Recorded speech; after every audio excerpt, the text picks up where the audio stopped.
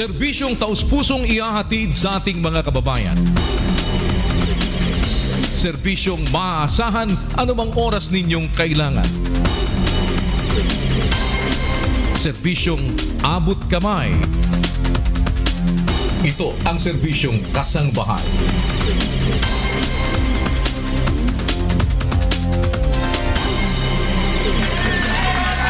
Yo! Wala ba kayo mga kamay? Bali yata kamay nyo eh. Good afternoon, July 26. Tama, no? 26 na, katatapos lang ho ng State of the Nation Address ni Pangulong Duterte. Oo. Ako, malapit na din ako. Gagawa din ako ng SONA. Oo. Meron din tayong SONA. State of the Network Address. Yan. Diba? Ayos, diba? July 26, 4:32 in the afternoon. Live po tayo napapanood sa UNTV, napapakinggan sa Radyo La Verdad 1350 at napapanood din tayo ng live sa Facebook, sa ating Facebook. So yung mga nasa ibayong dagat, nasa iba't ibang lupalop ng Pilipinas, basta't may internet, lalo na ho kung hindi mabagal, di mapapanood nyo kami. Pero kung halimbawa naman nuknukan ng bagal ang inyong internet, siguro mapapanood nyo kami mamaya pa. Mamaya pa lang kami mag-uumpisa. Later, makakasama pa rin natin ang ating Tuesday lady. Of course, si Doc Lady. Doc Lady. Look, Doc Lady Tagulaw. Andito na. Welcome to the show. Si Doc Lady. Entrance. Ayan. Hi, Doc. How are you? Talaga nga naman si Doc Lady. Parang maraming mga kanta yan. Lady, diba? I'm your knight in shining armor. Ayan, ayos, diba? Si Doc. Hi, Doc Lady. How are you? Mabuti naman, kuya. Kayo po. Eto, katatapos lang ng State of the Network. Oo nga eh. How are you? How's your trip? Biyahe mo? Mabuti naman, as usual. Okay Andiyan pa naman. rin. As usual, traffic pa rin. Well, bago tayo pumaimbulog at ika nga ay magdire-diretso sa ating pong public service, of course, isang oras na humahataw na paglilingkod sa ating mga kababayan. Alamin muna natin ang mga paunahing balita sa maghapong ito.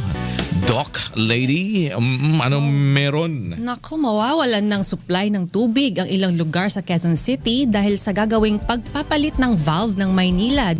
Ang naturang water interruption ay magsisimula alas 9 na ngayong gabi hanggang alas 5 bukas ng umaga.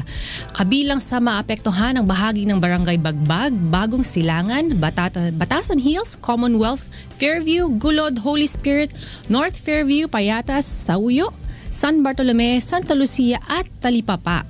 Yan, mahirap wala tubig kaya... Ligo ng maaga.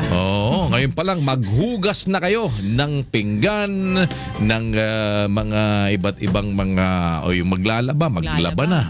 Mag-ipon na yung para mamayang gabi meron man lang kayong pambuhos. Kaya ang toothbrush, sa gabi, naranasan ko yan eh.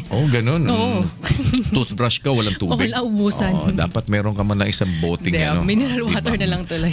Yung iba pinapaligo mineral water. Pag wala talaga Nanawagan naman po yung Armed Forces of the Philippines ng suporta sa iba pang ahensya ng pamahalaan para maisakatuparan itong nais ni Pangulong Rodrigo Duterte na gagamitin ang ilang kampo at pasilidad ng AFP bilang karagdagang treatment center nito hong mga drug dependent. At sa una nga pong sona ni Pangulong Duterte kahapon, sinabi nito na kabilang sa kanyang mga priorities yun pong pagsusulong niyang drug rehabilitation program ng gobyerno. Bagaman at batid po ng AFP na hindi sila eksperto sa drug rehabilitation, handa naman sila na ibahagi yung ilan sa kanilang mga military training centers para po matulungan yung mga drug dependent na makapagbagong buhay. Pati na yung mga kaalaman din nila. Tama yan. Yan. Samantala, alamin natin ng mga serbisyong na ipaglingkod sa mga taga-barangay Malaria, Caloocan City noong nakaraang Biyernes.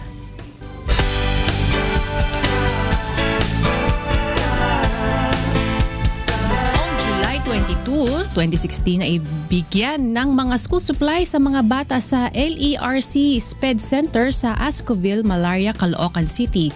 Yan ay sa pagtutulungan ng Rotary Club of San Juan at ng serbisyong kasangbahay ng UNTV. Makikita sa mukha ng mga bata ang pananabik habang tinatanggap ang mga school supplies. Nagpapasalamat naman ang mga magulang na nabigyang pansin at dagdag tulong na rin sa mga espesyal na mga batang ito. Noong araw ding iyon ay natugunan ang pagpalit ng mga kasambahay natin na nangangailangan ng artificial leg. Humingi sila ng tulong sa UNTV Action Center. Agad naman itong ginawa ng aksyon ng ating programa sa pangunguna ni Kuya Danrel Derzon. Yan, kaya ho yung ating mga kababayan na may iba't ibang mga concerns, Doc Lady. Ito kasing ating programa, nag-uumpisa tayo ng 4:30 ng hapon hanggang 5:30, pero ang ating Action Center ay bukas mula alas 8 ng umaga pa lang. Open na yan at tinahong binibigyan ng pansin yung mga concerns nila. Importante yan yung sa leg. Exactly, oo. Dahil yung mga iba't ibang mga pangangailangan ko minsan meron namang pwedeng makatulong, kaya lang talagang hindi naman kilala nung iba. Hindi alam saan pupunta. Yes. Kung meron po kayong gusto i-konsulta, either medical, legal, pwede kayong tumawag sa 4426244 Local 157. Naka-standby po sina Dr. Nap Borge at Attorney Alfred Forteza.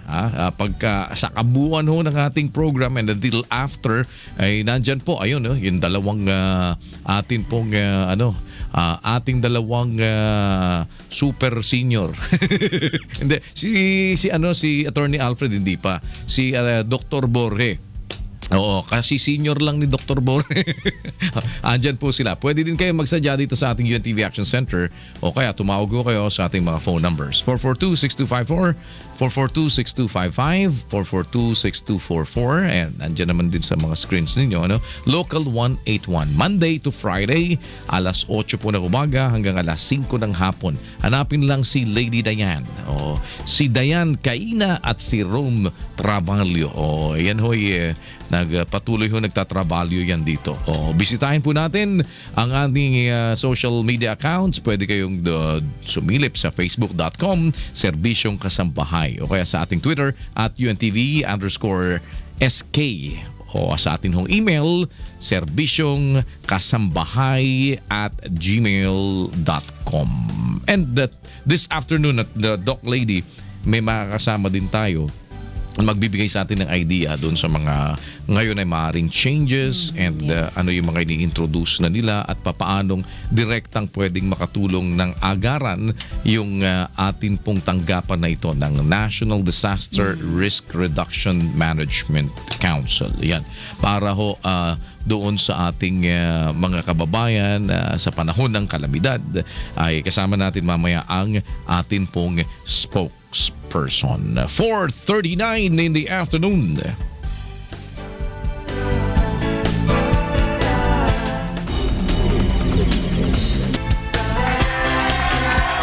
$4:42 in the afternoon. Nagbabalik po ang ano nga programa natin? Ang programa natin, no? Ano? Hindi ko madinig. Ano? Serbisyong Kasambahay. Serbisyong Kasambahay. Naku, nakalimutan ko na yata eh. Hindi kaya ako na Alzheimer's? Ano ba kaibahan ng Alzheimer's sa dementia? Okay. Well, kasi ang Alzheimer's, kasi hindi lahat ng dementia may Alzheimer's. Hindi naman lahat ng Alzheimer's may dementia. So, Alzheimer's, yan ay isang diagnosis. No? Dementia kasi it's a symptom. So, maraming yung dementia, It could be a symptom. Oo. Ng Alzheimer's. Although hindi lahat ng Alzheimer's may dementia. Hindi lahat na may Alzheimer's may dementia. Oo. Pero ano ba ang mas malala? Alzheimer's? Dementia? Para sa inyo, kuya, pareho yan, ayaw mo magkaroon. Tsaka hindi. Yung bang mga kasing edad ko, medyo delikado na ba ako mga Alzheimer's? Kasi may buhok pa naman ako. Hindi kagaya nasa likod ko dito. Wala nang buhok. Mga predisposed dyan, yung mga ating mga elderly, no, na mga kapatid. Basically, anong edad? Mga ano niya siguro mga late 60s, 70s, ganyan. Late 60s, Oo, 70s. Possible na magkaroon ng Alzheimer's as early as that? Yes, 70s. So, papasok na ng 80s. But the thing is, sabi nga nung mga ibang eksperto na it depends on sa mga risk factor na kung yung meron ka. Ano ba yan? Genetic ba yan? There is yung mga iba, genetic, but the thing is sometimes sabi nga nila to prevent Alzheimer's, sabi nga use it or lose it. So lalo na sa mga ating mga lola at lolo na mga retired na, ang importante dyan to keep their brains working pa din So kaya Be importante active. yung brain exercises. Yes, importante yung brain exercises. Gamitin lagi. Kaya habang ginagamit mo yung brain mo, hindi yan kagaya nung paniniwala ng ibang mga walang alam na sinasabi nila pagka daw sobrang gamit na ng isip mo, ikaw daw ay pang junk shop na lang. Oo, 'di ba? Yung isip mo daw pang junk shop na lang. Hindi daw kagaya ng isip ng sanggano na wala masyadong iniisip. Kung magpapa-brain transplant ka, kunin mo daw yung isip na sanggano kasi hindi masyadong gamit. Ang isip habang ginagamit, tumatalas. Yes, oo. So porket hindi retired, pati brain magre-retire na din. Oo. Minsan nga brain na lang ang gumagana, hindi mo Oo, papaganahin. Diba? tama. Dahil pagka medyo matanda na, mahina ng kumilos. Pero isang matanda po na mayroong Alzheimer's disease, ang sa awa at tulong ng Panginoon ay natulungan ng UNTV Action Center. Narito po ang ating service ni Doc.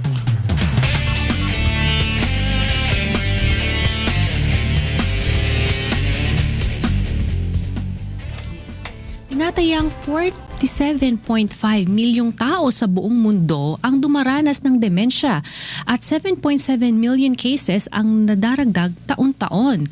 Ayon sa World Health Organization, ang Alzheimer's disease ang most common cause of dementia at kulang 2% ng populasyon sa Pilipinas edad 65 pataas ay apektado nito.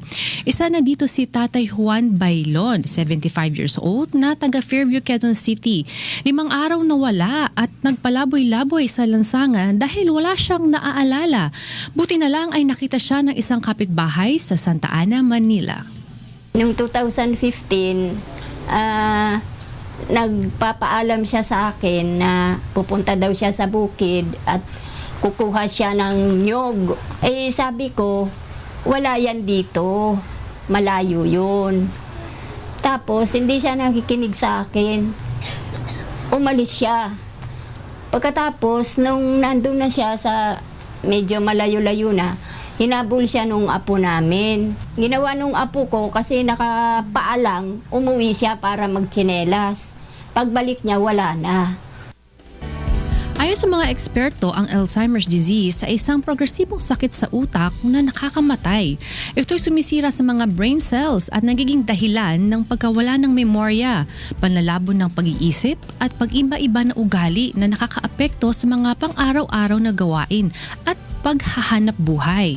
Ano nga ba ang sanhi ng Alzheimer's disease? Pakinggan natin ang pahayag ng isang neurologist-psychiatrist. So usually sa Alzheimer's disease, buong cortex or yung sa labas, yung gray matter, lumiliit na yan.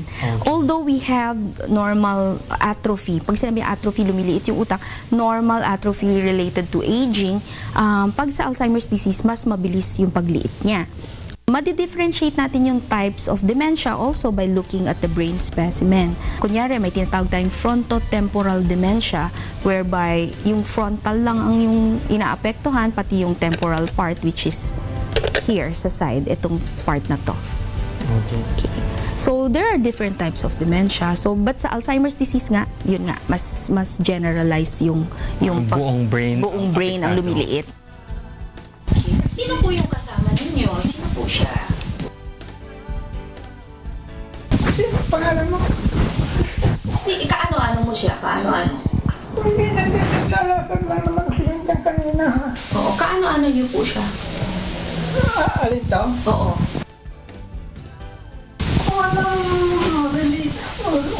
Wala kami related. Dahil sa kakulangan ng kaalaman tungkol sa sakit ng asawa, hindi sila nagkaroon ng pagkakataon na magpakonsulta sa espesyalista. Kaya naman sa pamamagitan ng UNTV Action Center sa kauna-unahang pagkakataon ay naipa-check up si Tatay Juan. At sa tulong ng De Los Santos Medical Center ay sumailalim si Tatay Juan sa masusing pagsusuri o brain study using MRI o yung tinatawag na magnetic resonance imaging. Si Mami pumunta sa aming clinic para magpatingin si tatay. Napansin ko nga sa kanya, medyo iba yung sinasagot niya dun sa mga tanong namin. Bukod po doon, meron siya mga hallucinations, no? Ibig sabihin ng hallucinations, nakakakita siya ng mga tao na wala naman doon sa clinic namin. And yun nga, hindi niya nakikilala si Lola. Makalipas ang halos 2 buwang gamutan sa awa at tulong ng Diyos ay malaki na ang naging improvement at kondisyon ni Mang Juan. Gamot naman ho is to slow the progression. It's not actually a cure, pero gusto natin na bumagal, no, yung sakit niya. Para kay Tatay Juan, hiling namin sa Diyos na sana kahit na maliit na paraan ay makabahagi po kami sa pagginhawa ng inyong katawan. At para kay Nanay Lucy, sana ay wag niyo pong kapaguran o pagsawang mahalin at kalingain ng inyong mahal na asawa. In sickness or in health, till death, do you part. At kagaya po ng palagi nating binabanggit, salamat sa Diyos sa pagkakataong makapaglingkod at salamat rin po sa ating partner hospital na nag-accommodate kay Tatay Juan, ang De Los Santos Medical Center at of course kay Dr. Chris Saligo. Yan po ang service ni Doc. Yun, maraming salamat, Doc Lady. Yung pala yun, kaya pala yung isang kaklase ko dati, ganun eh. Nahuli nung asawa niya. Oo, may katabing iba. Nakalimutan niya. Sabi nung asawa, sino yung katabi mo na? Sabi, ha? Sino ka? Sino ka? Sabi niya ganun. Hindi ko kilala yan. Sabi niya. Biglang na Alzheimer's. May ganun pala yun, no? Oo, na pagka umiidad na sabi nila, sino po yung kasama? Wala kaming relasyon yan. Sabi niya ganun. Nadinig ko na yung kay Joseph eh. wala kaming relasyon Temporary yan. Alzheimer's. Selective memory. Hindi, pero yun pala ganun nangyayari. Pagka umiidad, yung brain cells umihina. Yeah. Well, salamat po at kami ay kahit papaano ay nakakatulong sa ganyang maliit na paraan. Pwede naman pala yun na may mga medications din dapat na naaagapan. Medications and ako sinasabi ko diet pa rin eh. Feed Bakit your diet? brain. Bakit diet? Well, kung gusto mong healthy ang brain mo, syempre maganda yung mga anti-inflammatory foods, tapos lalo na yung mga good fats, maganda sa brain yan. Totoo ba yung mani? Sabi nila pagka may exam kami noon kaya si Bong kain ng mani yan. Mag-e-exam na. Bakit kain ng mani? Yun nga wala rin Anong resulta ng test niya? Perfect ba niya? Wala nga din. Wala din nangyayari. Kaya nga gusto ko pero brain food ba yan? Brain food. Usually yan, you need some good oils. Buti lang din sa Pilipinas, marami tayong virgin coconut oil. Oo. So iwasan yung mga sugary foods, carbs, mga ganyan. Nako, yan yung mga mahilig sa matamis. Yes. Ngayon naman po kasama natin ang ating panauhin sa araw na ito kagaya ng aming pinangako sa inyo mula po sa NDRRMC. Pagdating po sa paghanda at pag-respond sa mga calamities kagaya ng pinaghahandaan natin, yung the big one, yung bagyo. Ang government agency po ito na nakatoka dyan sa mga National Disaster Risk Reduction. Yan ang tinatawag natin na NDRRMC. Bukod po sa mga natural calamities, monitor din nila yung emergencies na yung mga man-made kagaya ng mga armed conflicts at kasama na dyan yung mga maritime accidents. Ang NDRRMC po ay binubuo ng various government, non-government, civil sector and private sector organizations at pinangangasiwaan po yan ng Office of Civil Defense under po ng Department of National Defense. Responsable din po ito sa pagtiyak ng kaligtasan ng mga tao tuwing may disasters or emergencies. At isa po sa dapat na paghandaan ngayon, bukod nga sa sinasabi namin sa inyong matigas o malakas na lindol, itong pagbaha. At syempre, ang La Nina. Paano nga ba itong pinaghahandaan ng NDRRMC? Kasama po natin si Ms. Romina Marasigan, ang spokesperson po ng NDRRMC. Magandang hapon, ma'am.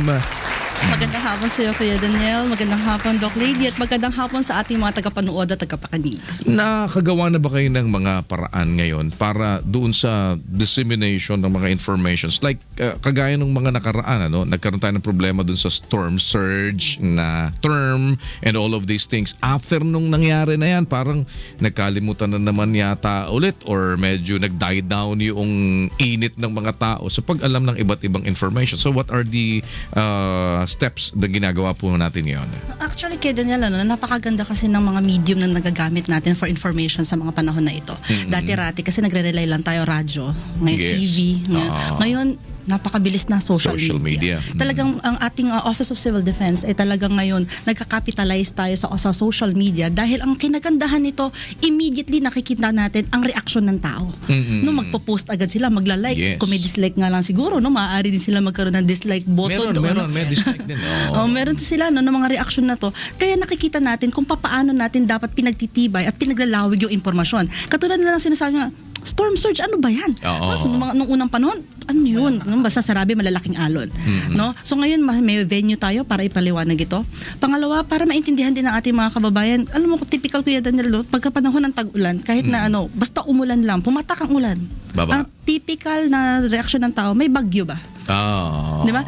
Pero kadalasan alam naman natin at naiintindihan na natin ngayon na ang pag-uulan normal na ito na nangyayari at meron mga pag-uulan na delikado kahit na walang bagyo. Kahit na hindi bagyo. Kahit na hindi bagyo. Ito yung hinatawag natin habagat. Yes, no, yes. na nagdudulot ng mga pagtaas ng tubig Yes.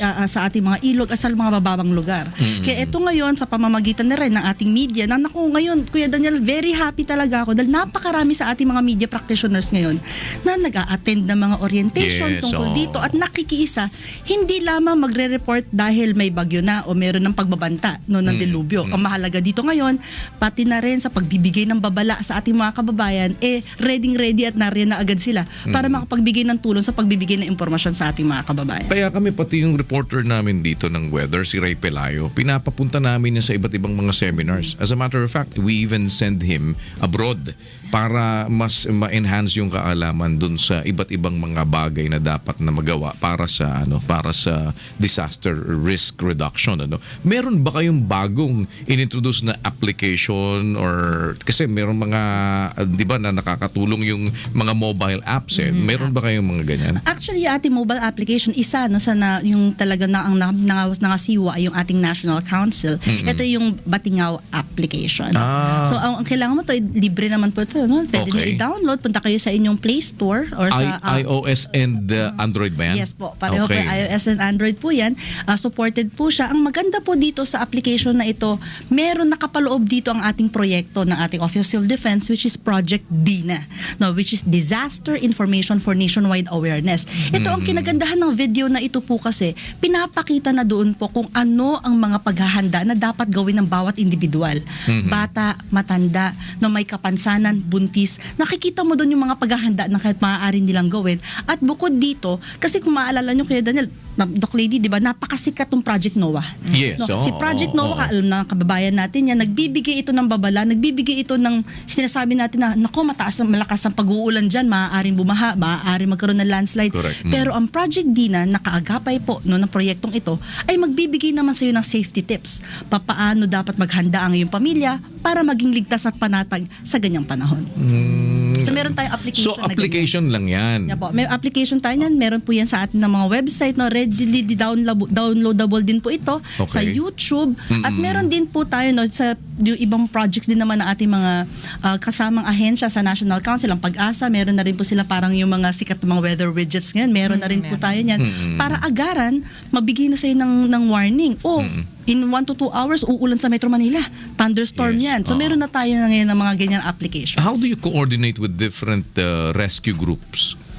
If you're talking about the local government units na mga rescue group po, no, meron din po including kasi the private sector, diba? Meron din po tayo ng mga private sector diyan. Ang isa po ang kinagandahan po din sa ngayon, marami na po dati-rati tatap ka pa, patawag ka pa, sino-sino ba kayo dyan? Punta kayo dito. Ngayon, sila po mismo pumupunta sa ating ahensya at nakikiisa po sa ating mga programa. Meron po tayo mga regional offices po ng Office of Civil Defense, pwede po sila makipagtulungan doon. At kung sa panahon naman po, baka may disaster tayo nararanasan, maaari po silang dumulog sa aming ahensya, may response cluster po tayo na sila po ang nangangasiwa ng pagbibigay ng ayuda at tulong sa ating mga kababayan kapag sa panahon po ng disasters. So ano po yung mga ginagawa ninyong action para sa mga flood-prone areas, no? Ang isa po sa mga ganda po na nagawa natin, kung pag-uusapan po kasi natin, no, in recent years, natuto na tayo eh. No, pinag-usapan na natin bagyong Dito sa atin Ondon. kasi, umihilang pala ka, bumabaha. Bumabahan. O doon nga sa ibang araw na araw, tirik na tirik, bumabaha pa rin di ba? Ang kinagandahan po ngayon, number one, mas naging aktibo ang ating lokal na pamahalaan. Mas naintindihan nila na ito ay kanilang responsibilidad at ito ay nakapatong sa kanilang mga balikat. Meron tayo inilagak na operation listo. No, ito ay, kaya Daniel, checklist na lang ito. Bagong mayor ka man o dati kang mayor, bibigay lang to sa'yo. Checkin mo lang doon, ano ba dapat meron ako, may plano na ba ako? Meron ba ako evacuation center? Magkano na ba ang pondo ko? Saan ko ba dapat ilalagak ito? Ito po ay nakasulat na sa isang manual na susundin na lang na po ng ating mga lokal na pamahalaan. So naka-spread to sa kanila, kung sino man yung nakaupo ngayon dyan, kailangan dito sa checklist na to nasusundan mo. Opo. Kung hindi naman nila sinusundan, meron bang parusa yun? Opo. Ay, isa dyan sa mga napakaganda po na sinabi ninyo, no? Dahil napakahalaga po, unang-una meron po tayong Seal of Good Local Governance. Ito po yung sa Kayo ang department. naglalagay, NDRRMC? DILG po yun. DILG. Yung Seal of Okay. Good Local Governance. Sa NDRRMC naman po, meron po tayong tinatawag na Gawad Kalasag. So No? pag may gawad kalasag ka, ibig sabihin, kompleto ka sa checklist. Yes. Kasama po dyan, hindi lamang po yung paghahanda mo for disasters, no? Ang mahalaga din po dito ay yung meron kang functional at organized na local council at local office. Ilan naman yung may gawad kalasag na yun Actually, sa mga local governments? So far naman po itong mga inawardan natin ng Gawad Kalasag, no, meron na po tayo na ilan ng mga Hall of Famers, katulad po yan ng Pasig City, katulad po ng Makati City, Olongapo City. Ito po sa city level, sa provincial level po, meron po tayong like the province of Bulacan. Kung mapapansin mo, sabi mo nga kayo Dan, minsan, tirik na tirik ang araw, binabaha. Kasama ang Bulacan dyan. Ako'y taga Bulacan. Kaya sa amin di sa Kalumpit, talagang ganyan. Kahit na doon ka pumunta sa may Corazon, talagang lagi na lang bumabaha. Tanongin mo si Bongo Torma, doon yan, bahain ng bahay yan. Opo, totoo po yan. Kasi kadalasan po, no, minsan meron po mga pangyayari, umuulan sa kabundukan, sa kapatagan hindi. At ito po ang makahalagahan ng pagbibigay natin ng babala sa ating mga kababayan. At sa pamamagitan nga po ng ating media, dahil naiintindihan na po nila, ma'am, umuulan sa ganung parte ng ating probinsya. Yes. Ay, tulungan nyo kami, babalaan natin, bibigyan ng babala ang ating mga kababayan, kailangan na nilang mag-evacuate. So kung 100% pinag-uusapan natin, ilang percent na yung ganito ang na meron silang tatak ng ano nga tatak ang nyo? Tawag sa na Alzheimer's na naman ako. Opo, yung actually seal na binibigay opo, ninyo? Yung Seal of Good Local Governance, ito po ay Yung seal na binibigay ng opo. NDRRMC. Yung sa NDRRMC naman po, ito po yung award po ito na binibigyan natin sa mga lokal na pamahalaan. Hindi lang po local government. Meron din po tayong mga private organizations. So ilang na binibigyan percent to. po yun? Yung dun, so far we have distributed mga around 2,000 plus awards already. Kasi po meron tayong mga hospitals, Nasi-check schools. nyo naman na talagang Opo. compliant Opo. sila. Meron po tayong checklist na sinusunod po, no, para makasiguro na compliant sila in all the 4 thematic areas of disaster risk reduction and management. This is prevention and mitigation, which is headed by the Department of Science and Technology. Preparedness, which is for the interior and local government. Response, social welfare and development. And for the rehabilitation and recovery plans of the local government, ito naman po ay sa pangangasiwa ng ating National Economic Development Authority. So ano number nyo pagka kailangan namin kayo? Alam kasi kami dito 911 UNTV. O kayo naman, ano naman sa inyo? Opo, para Sa naman NDRRMC. Opo, para sa ating National Council, maaari naman po sila, una-una, dun sa mga nasa social media, yung mga techie natin, ating mga millennials, nananawagan tayo, kindly like the Civil Defense PH Facebook page or follow us on Twitter, which is Civil Defense PH. Civil Defense. Para yung mga techie dyan, agaran makaka-contact sila sa atin. Yung email din po natin, yung for the public affairs is ocdpao@gmail.com, and yung website din po natin ocd.gov.ph, ndrmc.gov.ph. For the number naman po, meron po tayong 911-506-1265. Ayun, 911 din. No? Opo. 911 5061. Ayan. Hanggang 65 po yan. Pero 911 din sila umpisa. Kami naman 911-8688. Ibig sabihin 911 UNTV. Pwede nyo din i-download ang aming mga applications, di ba? Sa iOS and Android ng UNTV app. Ayan. At andun na din yung Radyo La Verdad 1350. Anyway, ma'am, kami hoy maraming pakikipag-ugnayan pang gagawin sa inyo and we're looking forward na makapagtrabaho po tayo together because we are also concentrating as you all know, ang UNTV po ang nag-iisa sa buong mundo na news and rescue.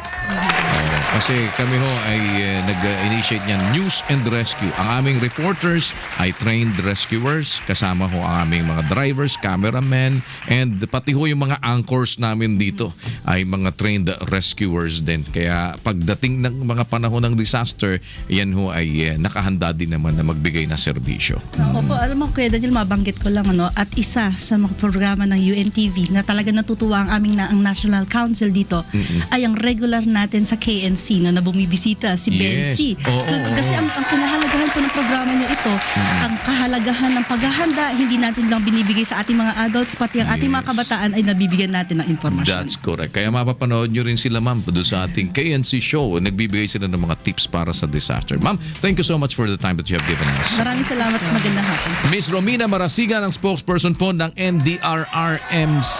You deserve to be the spokesperson. Talagang naman, kita mo, klaro, but precise and di ba talagang brief lang pero napapaliwanag na mabuti. Doc! Tama po. Muli po, open ng ating linya for medical and legal consultations. Tumawag lang po sa 442-6244, local 157. Nakastandby po sina Dr. Nap Borge at Attorney Alfred Forteza. Tuloy-tuloy ang serbisyo sa pagbabalik ng Serbisyong Kasangbahay.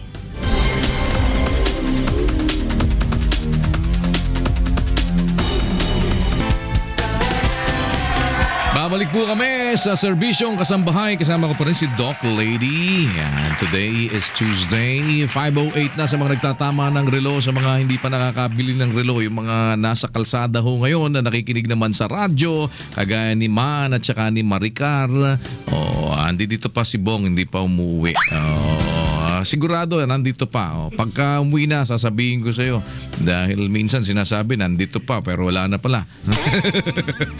Tuloy-tuloy ho tayo sa ating pagsiservisyo sa ating mga kababayan. Ang ating pagbibigay ng agarang serbisyo sa mga dumudulog sa atin sa UNTV Action Center. Kaya narito na ang ating service. On the dot! Ayan. May lumapit ho sa atin dito. Tatawagin na lang natin sa pangalang Joseph. Tingnan natin. Ito ho ang dumudulog sa atin ngayon. Magandang hapon sa iyo. Magandang hapon din po. Alias Joseph na lang tatawag ko sa iyo, ha? Sige po. Okay. Bakit ka napasyal naman sa amin? Napadaan lang po ako. Nakita ko po sa sa taas sa UNTV. Oo. News and Rescue. Yes. Kaya nagbasakali ako na ma-rescue ako. Pumasok ako sila kung pwede na surrender ako. Bakit? Ikaw ba'y mamamatay tao? O ano bang kasalanan ginawa mo? Hindi naman sa programa ni President Duterte na sa drugs. Okay. So, ikaw ba ay drug pusher, drug user, o drug lord? User lang po. User. Yes, minsan pag sobra, pinupus ko. So, ngayon ay gusto mo nang magbagong buhay? Oo. Gaano ka nang katagal gumagamit? 1995 po. 1995? Yes. 4%. Ano bang ginagamit mo? Shabu. Shabu? Yes. Ano naman ba nakukuha mo dyan sa shabu? Lalang? Wala, hindi. Pagka yung pagod na sa trabaho, kailangan ng Parang pampagising? Power. Power? Oo. May power drinks naman. May power. Saan mo ba natutunan yan? Sino ba nagturo sa'yo mag-shabu? Lang ako nahikayat lang ng barkada. Nahikayat ng barkada? Mga tambay. Okay. So magkano ba bentahan ngayon ng bato? Lowest 2. Ha? Lowest 2. Lowest 2? O, Anong lowest 2? 200. Ano yun ang tawag doon? Ano ba yung ibig sabihin nung 2 baba, 3 baba? Naintindihan mo ba yun? Yung ano yun, yung paggulong ng shab sa foil. So isang baba, ganon, 2 baba, ganon. Talaga nga naman may babaan pa, no? So kita mo, ha. So anong ang gusto mong mangyari ngayon? Gaano ka ba, meron ka bang sino bang nagbabagsak sa'yo? Hindi naman, no. Hindi, kanino ka bumibili? May runner po ako. May runner ka. So may mga kilala ka. Meron ka pwede ituro sa akin. Sa ngayon? Baka meron ka pwedeng ituro sa akin. Patayin natin yung ilaw para masabi mo sa akin. Patayin ko muna yung mikropono. Hindi, meron kang may tuturo. Okay, tanungin muna kita. Ano nagbunsod sa'yo para sumuko? Magbago. Bakit gusto mo ngayon magbago? Ay mo mapatay? Oo. Kasi nakakatakot na eh. Marami nang tinutumba. Talagang yung minsan yung dinutumba, ang nagtutumba din yung mga kasama nila. 'Di ba? Dahil baka magsalita. Ganun nga. So, ikaw ba may pamilya? Hiwalay ako sa sa dati kong kalibin. Kahit ako masawa, wala hindi kita. Kasya buhay. Hindi ka ba nananakit? Hindi naman po.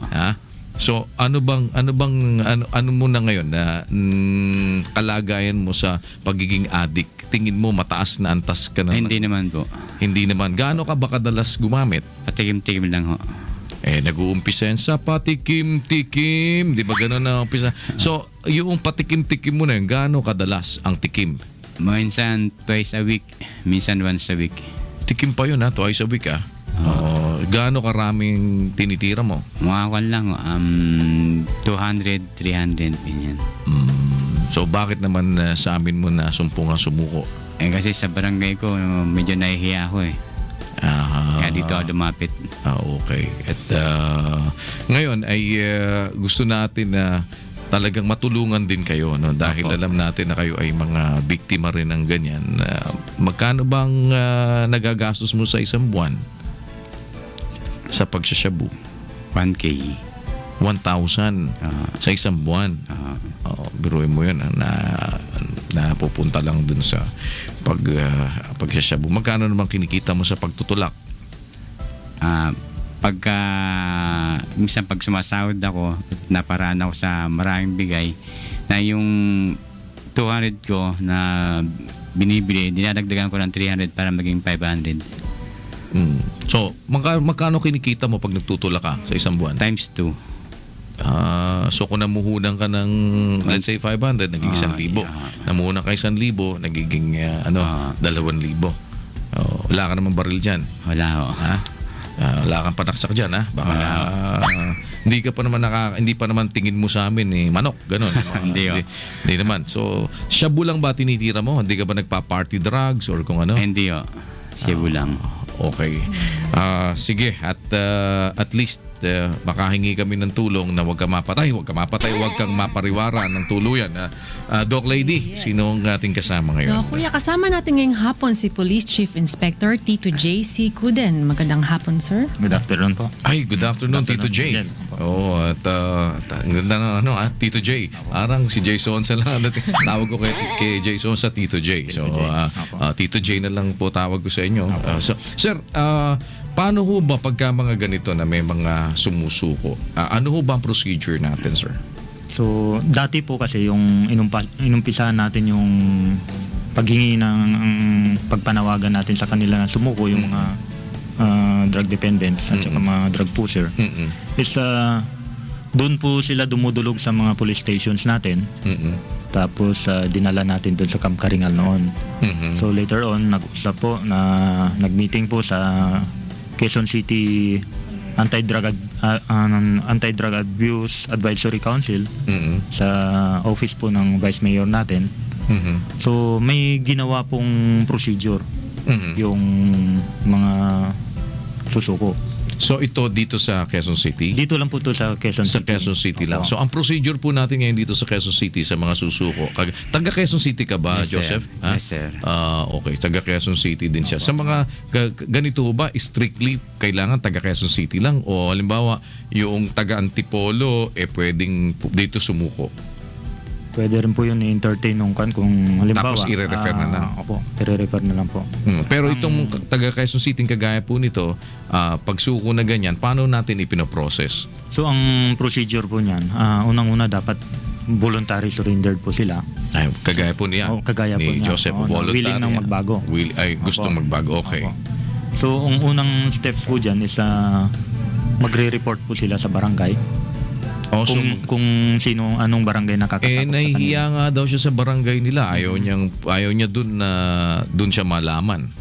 Paano ko pagka ganun? So pwede po nating i-arrange na lang dun sa barangay din nila na O kasi parang baka matag siya o kaya 'di ba para ma-discriminate siya later on dahil kumbaga na identify siya na ikaw pala ano ka pala, addict ka pala. so yung identity po niya pwede nating kausapin yung barangay na wag nang ipakita sa iba.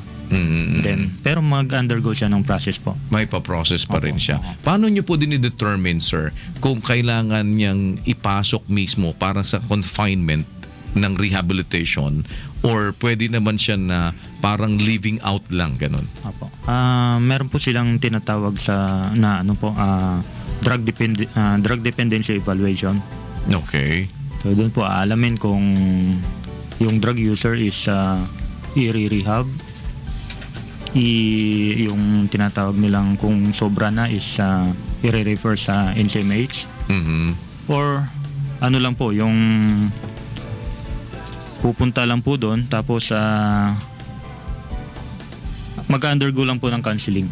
I see. So, parang parang i-guide tatlo po. lang. Opo. Tatlong options. Opo, tatlong option. So parang kagaya ni Joseph dito, i-assess na lang siya kung I-assess saan po. siya dun sa I-evaluate po siya. tatlong options Opo, na yon.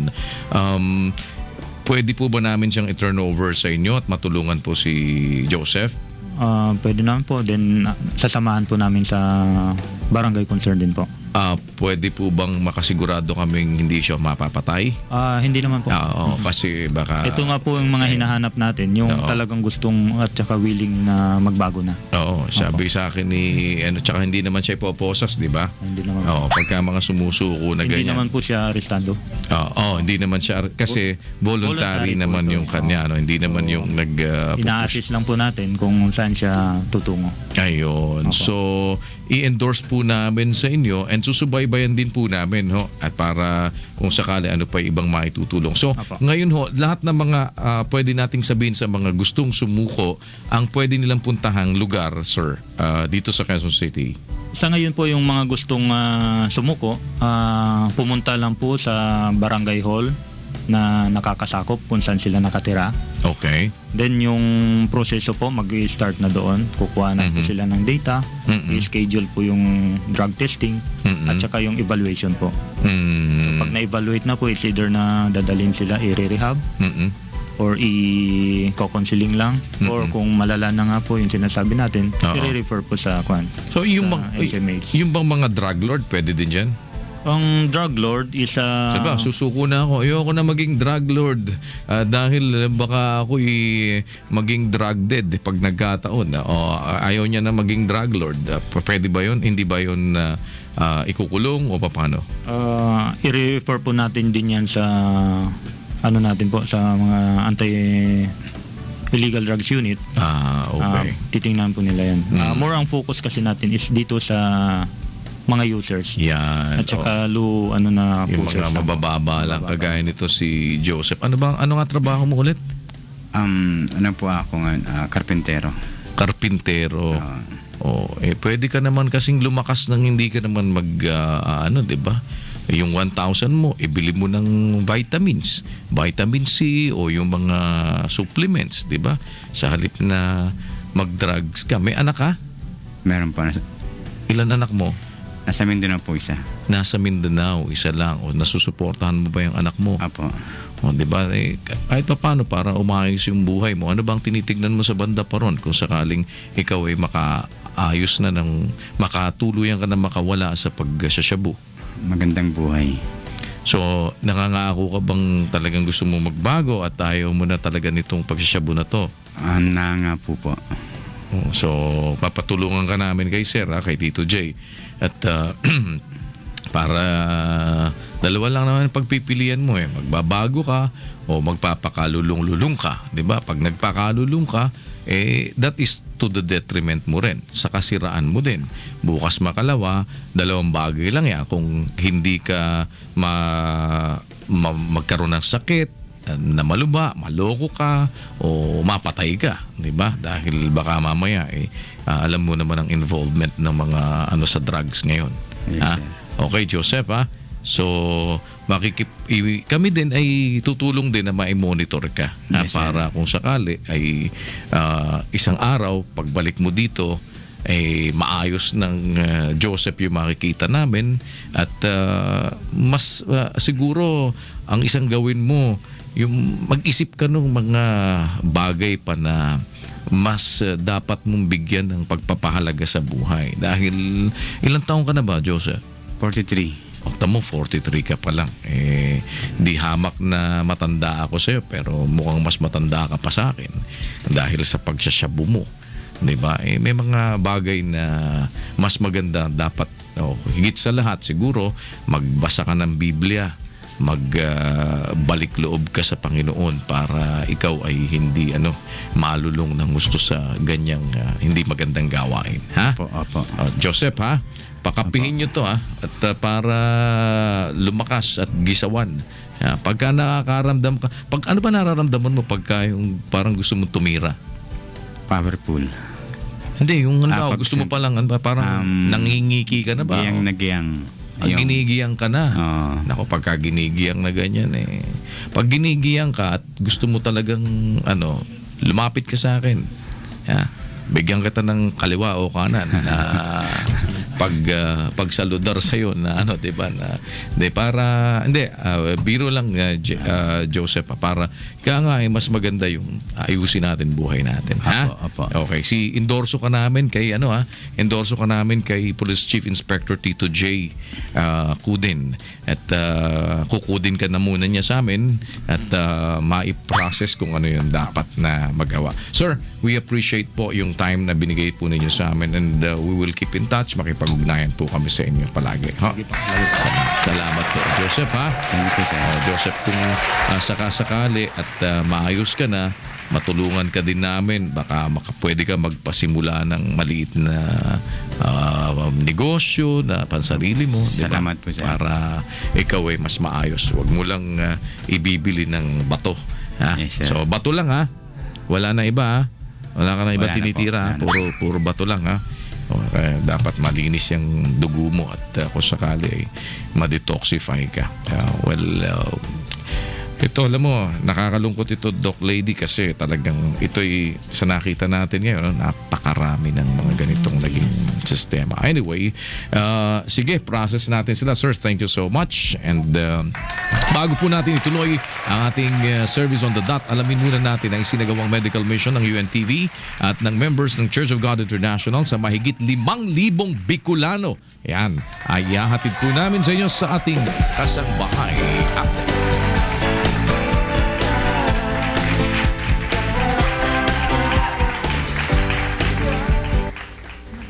Okay.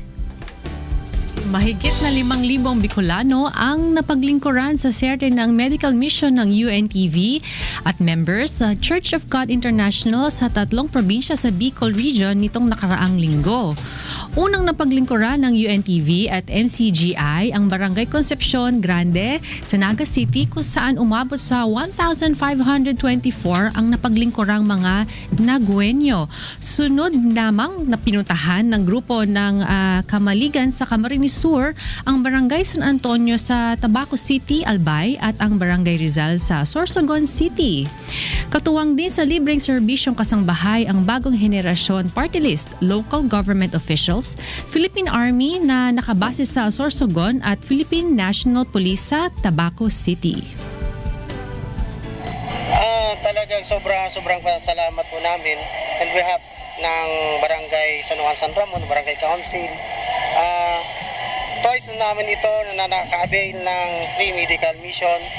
I hope sana na sa next year, lalo na ngayon na meron silang na-offer na other services tulad ng blood chem, yung urinalysis. Wala nun dati, yung last year namin. So, sana sa sunod na sakali na maka-avail uli kami, ma-approve yung request namin. This is a very rare opportunity na hindi na kailangan magbayad ang ating mga kabarangay dahil kayo na po ang pumunta dito. So, ito po ay isang hulog ng langit. Ang pagsasagawa ng medical mission ay bahagi ng advokasya ng UNTV at MCGI na makapagbigay ng serbisyo sa ating mga kasambahay, lalo na sa mga mahihirap at nangangailangan. Tuloy na natin ang pagbibigay ng serbisyo on the dot. Tuloy-tuloy po tayo sa ating service on the dot. Yun. Ano yan, Doc Lady? Meron pong lumapit sa ating tanggapan kanina. Siya ay si Jasper Hermanes, 15 years old. Meron siyang elbow dislocation dahil sa aksidente sa paglalaro ng basketball. Hindi na natin siya makakausap dahil agad siyang pinapunta sa ospital ni Doc Antonio Pobre, isang orthopedic surgeon ng Manila Medical Center at isang Rotarian mula sa Rotary Club of Makati, San Miguel. Yan, kasama natin si Doc Pobre. Ito ho ang makakaugnayan natin, orthopedic surgeon, and member po siya ng Rotary Club of Makati, San Miguel. Doc, magandang hapon po. Magandang hapon po, Opo. Daniel. Kumusta po yung aming na-refer sa inyo, Doc? Ganito yan, no? Na-interview ko yung pasyente. Opo. I examined him. Nakita ko na the elbow was obviously dislocated. Mm-mm. And the patient had the injury sometime last April 11. Oh, tagal na. And then, nagpunta siya sa orthopedic on April 14. Mm-hmm. That should have been the right time to reduce the dislocation. Yes. Kasi normally, ang dislocation can easily be reduced by what we call close reduction. Hindi na kailan operahan. Okay. But the doctor there apparently did not do anything dahil sabi niya, kailangan natin ng CT scan. At huwag kang bumalik dito kung wala kang CT scan. Okay. So this patient, umuwi, being indigent, they were able to raise only the money after 2 months. By that time, kung 2 months after the injury, hindi mo na may reduce yun. Marami nang tumubo na laman sa place where it was supposed to be, yung empty part dahil na-dislocate nga. Okay. So, when the patient went back to orthopedic last week, sabi nila, kailangan na operahan na. And they asked the help of UNTV. And when I saw the patient, I found it was a big mistake ng doktor for not having reduced. So I called up the director of the hospital ng POC and told him, why do they have that kind of a doctor that does not have pity on people? Alam na nila indigent. Bakit ba kailangan nyo kasi i-CT scan? And at the same time, we were trained when I was a resident, sabi ko, we can always reduce it kahit walang x-ray. Yes, dislocation yan. Obviously, makita mo na dislocated. Ang fracture, pwede pa, hindi mo makita. Pag dislocation, hihilain lang yun. It takes only about 5 minutes. Hindi niya ginawa. So, and then the director felt sorry for what happened. And immediately sabi niya, okay, I will reprimand my doctor. Please send the patient right away and I'll take care of it. Sabi niya na, yes, I think they should follow what you have learned before. Kasi kami, when we were in residency, we were told that all fractures can be treated without surgery. Yes. And we were trained for it. Kasi they prepared us to go to the provinces. Kung walang perang tao, it doesn't mean na hindi na namin operahan. So, nasa na po ngayon siya, Doc? The patient now is in the Philippine Orthopedic Center. The director of the hospital will handle the case for him. Ay, salamat naman. So, I'm sure, baka hindi na tayo masyadong gagastos. Kung may bakal man dyan, Opo. I don't mind if I have to contribute. Kasi overpricing ang bakal nila. Yun So, pa. ang gagawin ko, Opo. I will buy the implant myself at ibigay ko sa director. Ayun. Naku, maraming salamat ho, Doc Antonio Pobre. At kayo'y Pobre aming... lang ako. Opo, kayo'y aming karotarian. Kahit na kayo'y pobre, ay mayaman kayo sa kagandahang loob. Yan. Maraming salamat po, Doc. And we're looking forward to seeing you again. Lalo na po sa ating Rotary in Action dito po Yes, sa I've been UNTV. always there. Madalas na ako na-interview dyan. Opo. Salamat, Doc. Maraming salamat din, Daniel. Good afternoon po. Si Doc Antonio Pobre. Wala ba kayong mga kamay? Yan, sinasabi natin. Dapat sa doktor na ganun na kailangan pang Doc Lady, dapat. Masyado naman yun. I'm sorry, you're a doctor, but siguro yung mga doktor na ganun dapat ang tinatanggalan ng lisensya. Hindi naman siguro. Patagalin na lang ang kanyang training. Pahabain. Akala ko sabi mo, balian din. Basta siguro kayo kuya ang mag-reduce.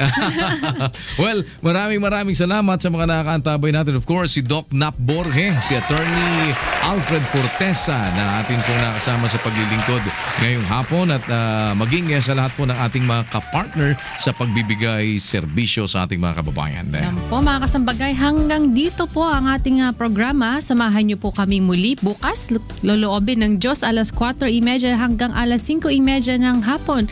Ako muli si Doc Lady Rovita Gulao. Yan. Ayan yung batiin muna namin si Maricar Etorma na pinapabati ni Bong Etorma at si Marivic Miranda na pinapabati ni Joseph Miranda at si Maan, of course, at silang lahat na nakikinig sa atin. Salamat po pati mga nasa ibayong dagat, yung mga suki nating OFW. Hayaan nyo pong kayo'y aming mapaglingkuran anuman ang inyong kulay, sektor, reliyon o kalagayan ninyo sa buhay dahil po iba ang serbisyo kapag ito ay serbisyong kasangbahay. Ako po ang inyong Kuya Daniel Razon, mananatili pong sa Diyos ang lahat ng karangalan at kapurihan magpakailanman. Magandang hapon! 5:33. Nandiyan na ba ang ito ang balita?